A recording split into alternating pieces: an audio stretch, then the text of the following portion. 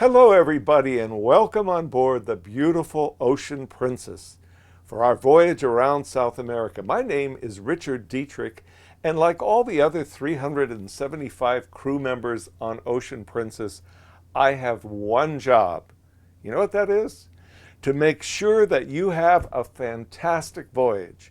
And to do that, I will be your destination lecturer, telling you about the destinations we will be visiting on this voyage, a little of the history and background, and information to help you get the most out of your time ashore. The talks I give are not shopping talks. There are other folks on board who are the experts about shopping.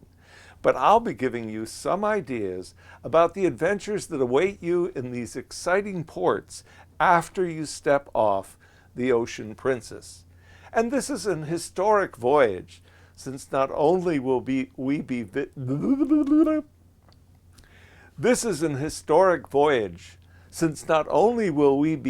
farewell to this beautiful small ship, which so many of us have enjoyed over the years, but we will follow in the footsteps of those who pioneered this route. Men like Ferdinand Magellan, who is often credited with being the first man to sail around the world.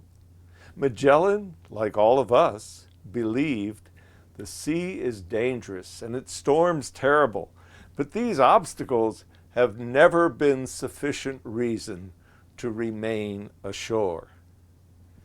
We will be following after some of the most famous adventurers in history who made this same voyage and still have much to teach us about our world and about the challenges we face seemingly daily. Darwin said, "It is not the strongest of the species that survive, nor the most intelligent, but the one most responsive to change." Francis Drake, privateer, explorer, and knight of the realm. Who wants to arrive home safely just because we sailed too close to the shore? Especially when sailing too close to the shore, we might not only miss the adventure, but by our lack of courage, create our own demise. Or James Cook, who declared, "I intend to go not only farther than any man has been before me, but as far as I think it is possible for a man to go." And not only did he do so, but he set a pattern for exploration that we continue right up to the present day, even now, as we are recruiting and training folks who will make a 3-year commitment to travel to Mars. So this is an historic voyage, and throughout the voyage, I will be giving my lectures that will help you get the most out of your adventure over the next 64 days as we visit 16 exciting countries. But what I'd like to do right now is to whet your appetite for what lies ahead. Whether you are joining us for the entire 64-day trip or just a segment, you will want to know about the ports we are visiting. So just watch the Princess Patter for the times of my talks. Now, are you ready for this great adventure? Then, Captain, pedal to the metal. Let's get this puppy out of here and let the adventure begin. And our adventure begins in the Caribbean paradise of St. Martin, half French and half Dutch. A shopper's paradise and home to some of the world's most beautiful beaches, like Orient Bay on the French side, where, should you so desire, you can bear it all. Then we're off to Dominica, which is often called the Nature Island. It's the youngest island in the Lesser Antilles, still being formed by geothermal volcanic activity, and has the world's second largest hot spring. Dominica is noted for its lush mountain rainforest, and it's the only country in the world with 365 rivers. It is also one of the more unspoiled Caribbean islands. Here, amongst other natural wonders, you can find a lake that boils and a beach where it's like swimming in a glass of warm, bubbling champagne, all because of the island's volcanic nature. Then we're on to the very English island of Barbados, where once you get out of the capital town of Bridgetown, you will find wonderful beaches, and once you get out into the countryside, some of the old traditional houses that are still in use. Then the adventure continues as we go to Trinidad. And if you've never been here before, Trinidad is going to surprise you. It's an exciting Caribbean island with a mix of cultures, huge skyscrapers and beautiful beaches. And it's where you'll find one of the most idyllic beaches in the Caribbean, Maracas Beach, which is also where you can get a unique taste treat, bake and shark, which is exactly what the name indicates. It's a big hunk of deep-fried shark meat served on a big homemade bun, and then you go to a smorgasbord of toppings, sauces, vegetables, fruits, and you create your own wonderful concoction. It's very popular at Maracas Beach, very popular in Trinidad, and it is delicious. And you don't have to worry about sharks at Maracas Beach because they've all been eaten. Then our adventure continues as we go to French Guiana and a group of offshore islands called the Salvation Islands, one of which is called Devil's Island. Come to my destination talk and I'll tell you how the islands got these strange names. This is a fascinating port, and even more fascinating because of the story of the islands. They were originally home to a notorious French penal colony, and the islands became infamous largely because of the book and the movie Papillon. Then we're on to Brazil, home to the magical city of Rio de Janeiro, but so much more as well. And what many folks don't realize is that Brazil is just slightly smaller than the United States. It's the 5th largest country in the world by population and the 7th largest in the world by GDP. And we're heading to some of the most beautiful and amazing areas of Brazil, calling it Natal, Ilhabela, and Santos. And then, of course, Rio de Janeiro with its spectacular beaches. Rio has got to be one of the most beautiful, hottest, and sexiest cities in the world. A city with a fascinating contrast of faith and flesh. And I'll tell you what you need to know to safely enjoy this city of widespread disparity of wealth and very, very sharp contrast. And then our adventure continues as we move on to Uruguay and the beautiful city of Montevideo. And I'll tell you where to find one of the best meals in town. Anthony Boudin, eat your heart out. This is great, and it's where you least expect it, and it's a wonderful place to have lunch and a wonderful place to eat.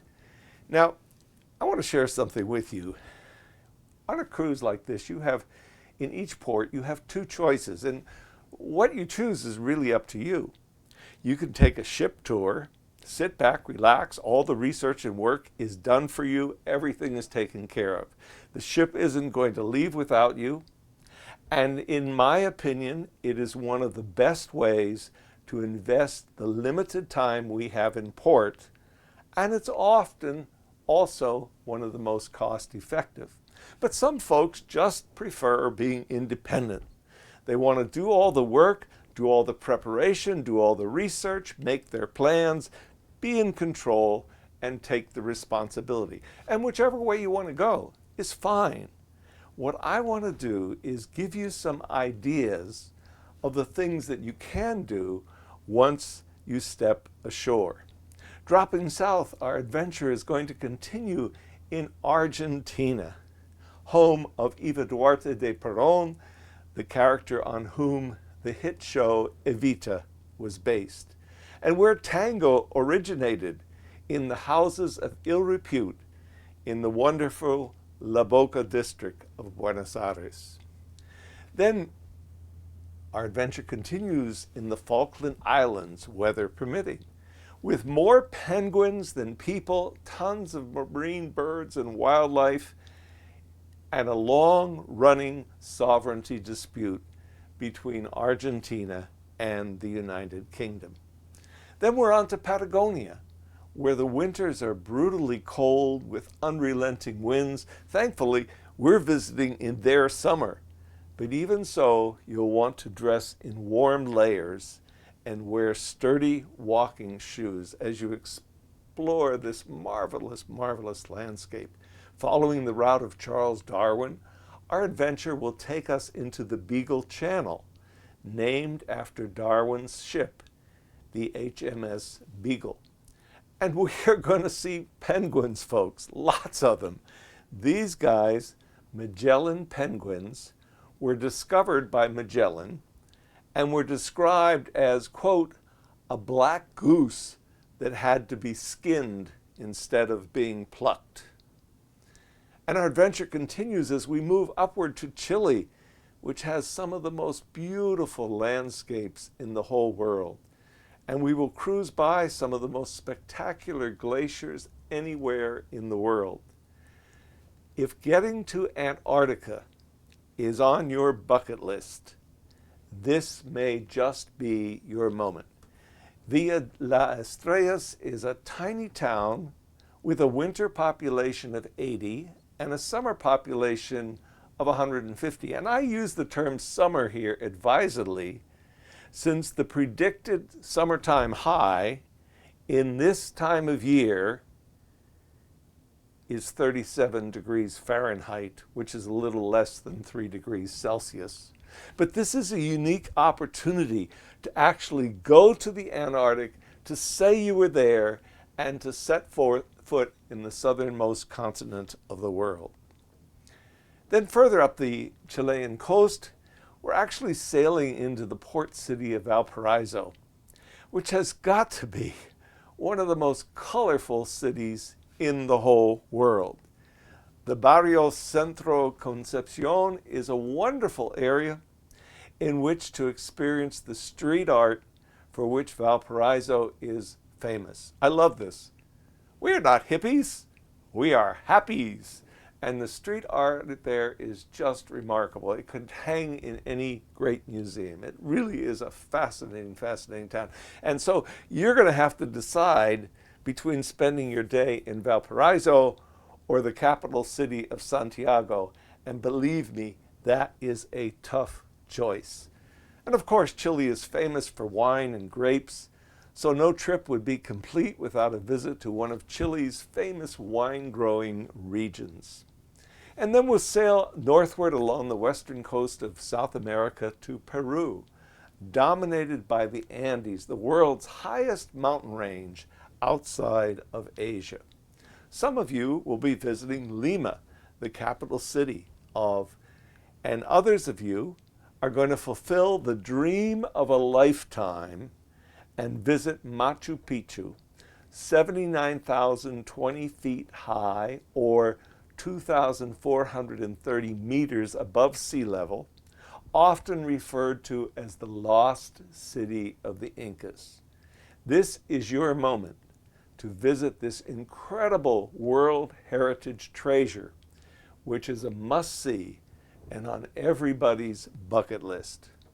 There are wonders like this prehistoric geoglyph that has been radiocarbon dated to 200 BC. This design is cut 2 feet into the soil with stones, probably from a later date, placed around it.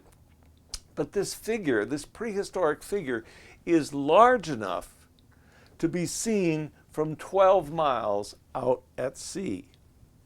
And then we'll experience incredible ruins like these at Chan Chan, an adobe city of 30,000 people that was built around 850 and lasted until the Inca conquest in 1470.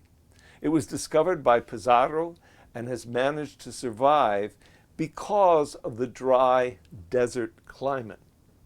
Then our adventure is going to continue in Ecuador, center of the earth, right on the equator. Many of you will want to visit Cusco, the capital of the Inca Empire from the 13th into the 16th century until the Spanish conquest. And today, another marvelous UNESCO World Heritage Site. Ecuador is the home of Panama hats, and the best are made in the little town of Montecristi. These hats run $400, $500, $600 and up.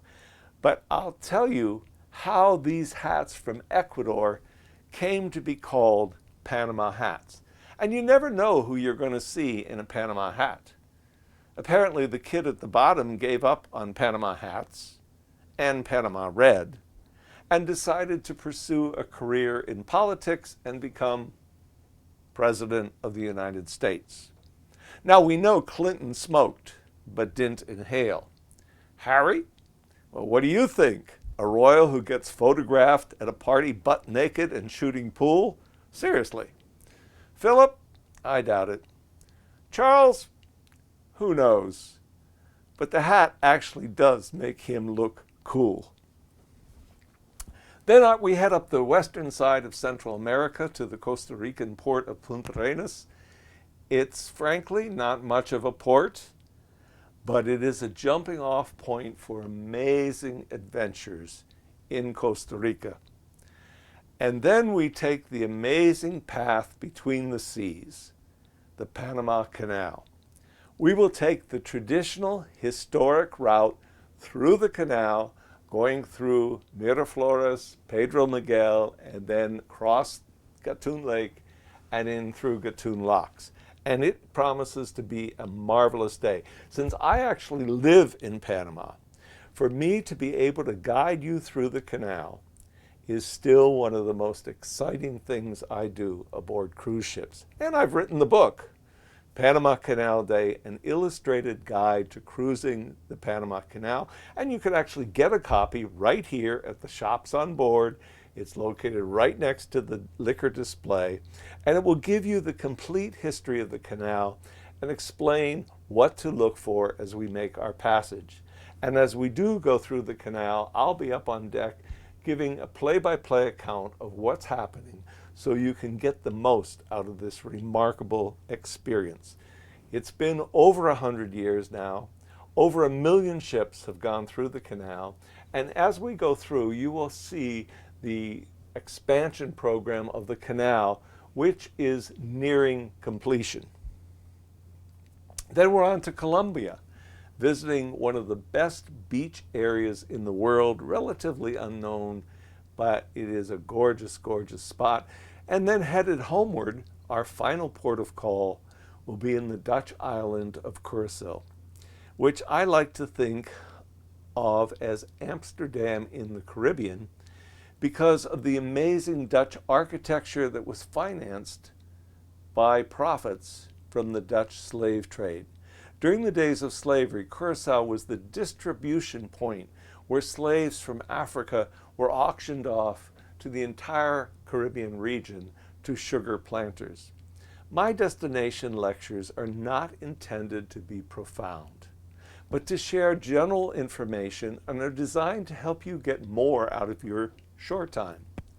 I assume much of this information you could get on your own if you did the research. My port talks run endlessly on channel 22 of your stateroom TV, so whether you're getting dressed for dinner or ready for bed, just turn on channel 22 and I'll be there. I go to bed with a whole lot of people on this ship. I am a destination lecturer now for over 187 ports with Princess. But I'm not a concierge. With 187 ports, I certainly don't know everything about every port and all of the granular information. What the best restaurant is, how far it is from point A to point B. But we do have someone available who does know everything about everywhere. And his name is Mr. Google. So if you want to do your own thing and you haven't already done the research, just ask Mr. Google and he'll give you whatever information you possibly might need. Google can tell you everything even give you the ferry schedule between Amerigo and Kokomo, or tell you if the island we are visiting is surrounded by water. But throughout the cruise, I will be out and about. I look forward to meeting you, to chatting with you, and I know that we are going to have a most excellent voyage. So, unpack, explore the ship. You'll find this ship very easy to get around. Relax, unwind, have a drink. This is your vacation. Know that you've picked the right ship, you've picked the right itinerary, and you've picked the best crew on the 7 seas. So are you ready? Then let the adventure begin.